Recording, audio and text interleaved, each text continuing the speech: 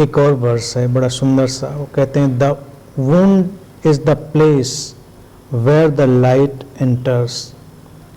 हमारे जीवन का घाव वो जगह है जहाँ से रोशनी प्रवेश करती है।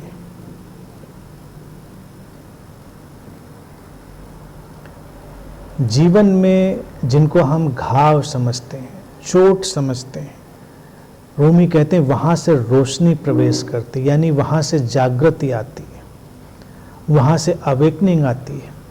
तो जीवन में जो कुछ भी चोट जैसा जान पड़ता है या घाव जैसा जान पड़ता है, वो कई बार बहुत ही मिरेकुलस हो सकता है। वहाँ से आपके लिए अंतर्दृष्टि के नए द्वार खुलते हैं। इसको अगर हम अभी सामान्य तल पे समझें तो भी हमें कई बातें समझ में आएंगी। कोई बीमार ही पड़ जाए, गंभीर बीमारी का शिकार हो जाए, तो उस समय देखिए बड़ा समझदार हो जाता है। अब कुछ ना हो लोग तो वैसे भी हो सकते हैं तमाम लोग, यानी कि हर कोई हो जाता है ऐसी कोई गारंटी नहीं है, लेकिन ये संभावना अक्सर देखने में आती है कि जो व्यक्ति बड़ा अड़ियल और कोई किसी चीज़ में, किसी भी एक्सेप्टेंस में ना जाने वाला, ना समझने वाला बना हुआ था, बीमार पड़ा, गंभीर बीमारी का शिकार हुआ, तो उसके अंदर बड़ी समझदारी की बातें आने लगती, वो बड़ा सेंसिटिव होने लगता है। क्योंकि बीमारी जब उसके हाथ से जीवन फिसलने की बात दिखाई देती है, तो वो जो घाव है वहाँ से रोशनी प्रवेश करती, वहाँ से उसको ज़िंदगी दिखाई देने लगती है कि ज़िंदगी के और भी धरातल हैं। उसके पहले उसको नहीं दिख रही थी। किसी के साथ कोई दुर्घटना हो जाए, किसी के साथ कोई और ऐसी आपदा आ जाए, तो कई बार लोग बहुत ही अलग तरह से ट्रांसफॉर्म हो जाते हैं। जो ट्रांसफॉर्मेशन के लिए स्पेस थोड़ा सा अपने अंदर दे चुका है, उसके जीवन में आई हुई कोई भी चोट, कोई भी निराशा, कोई भी घाव जिसके रूम में बात करें, कोई वुंड जो है वो बदल देता है, उसको पूरी तरह बदल के रख देता है। वो किसी परिजन की मृत्यु हो सकती है, कोई नुकसान हो सकता है, कुछ भी हो सकता है जिससे हमको लगता है हमें चोट लगी। कई लोग गहरे डिप्रेशन में जाने के बाद ट्रांसफॉर्म हो जाते।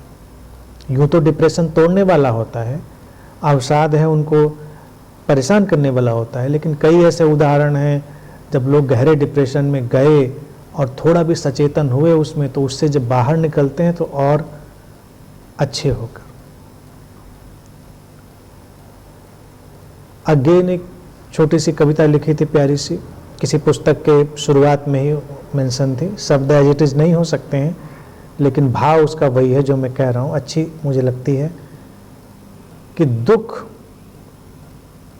हमें मांझता भी है, निखारता भी है। यानी कि जीवन में जो दुख आता है वो हमेशा परेशान करने के लिए, तोड़ने के लिए नहीं आता, वो हमको मांझने और निखारने के लिए भी आता है। अगर हम दुख के साथ यात्रा करें सचेतन होकर, तो वो दुख हमको निखार भी देता है। सुख कई बार नहीं निखारते। कई बार जो लोग बड़े सुखी सुखी से बने रहते हैं, उनका जीवन बड़ा उथला शैलो सा बना रह जाता है। जिनके जीवन में कोई दुख आता है और वो सचेतन भी हो पाते हैं, तो वो रूपांतरित हो जाते हैं।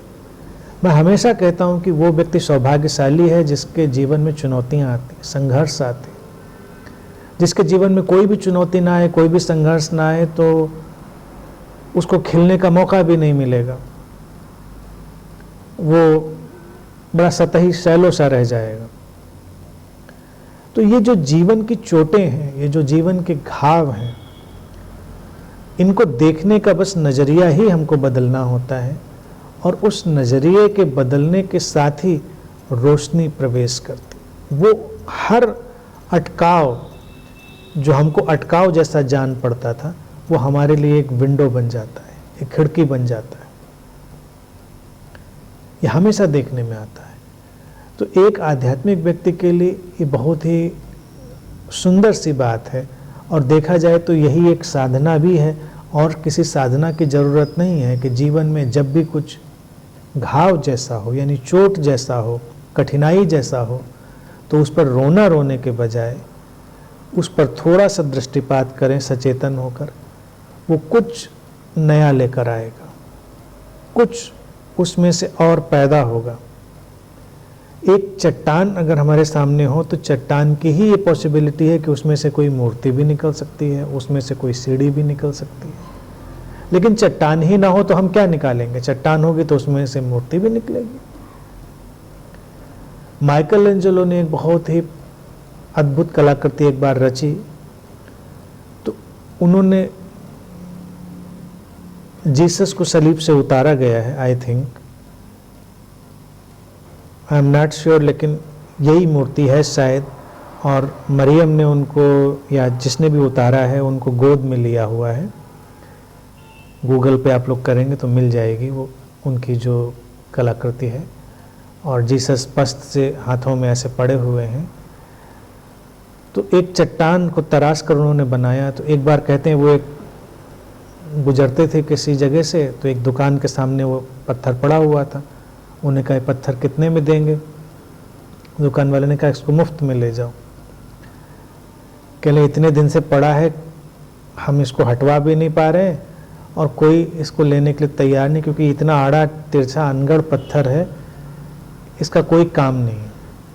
तो माइकल एंजेलो ने कहा कि मुझको इसके अंदर से कुछ पुकार सुनाई दे रही है, इसके अंदर एक कलाकृति सोई पड़ी है। तो बाद में जब वो बनकर निकली उनकी वो कृति, तो लोगों ने कहा इतनी खूबसूरत, आपने ऐसे अनगढ़ पत्थर से तराशी, तो क्या लगा आपको उस पत्थर के टुकड़े में? तो उन्होंने कहा कि जब मैं गुजरता था उस पत्थर के पास, ये पोएटिक बातें हैं, ऐसा नहीं कि ऐसा कोई कान में बोल देता है। तो उन्होंने कहा कि मुझे ऐसा लगा कि पत्थर से एक पुकार है कि इसमें मैं बंद हूँ और मुझे आज़ाद करो। जीसस की पुकार, ऐसा कान में नहीं बोला होगा, उनको लगा होगा, उनको फील हुआ होगा कि कुछ है। अब ये अनगढ़ पत्थरों से तराशी गई कलाकृतियाँ, जीवन भी वैसा ही है। हम कैसे देखते हैं इससे बहुत अंतर पड़ जाता है। हम जिंदगी को कैसे देखते हैं, एक तरीका है कि आप रो रो कर देखें, और एक तरीका है कि आप उसको एक अपॉर्चुनिटी की तरह, एक अवसर की तरह देखें। वो अवसर कुछ भी हो सकता है, किसी भी तल का हो सकता है, आर्थिक, भावनात्मक, शारीरिक, किसी भी तरह की चोट, संकट, कोई भी घाव। और फिर हम देखते हैं कि जीवन में कितने बदलाव आ सकते हैं। बहुत सारे बदलावों की संभावनाएं खुल जाती हैं अगर हम अपनी उन विषम परिस्थितियों को एक बार सचेतन होकर महसूस करना शुरू करते हैं।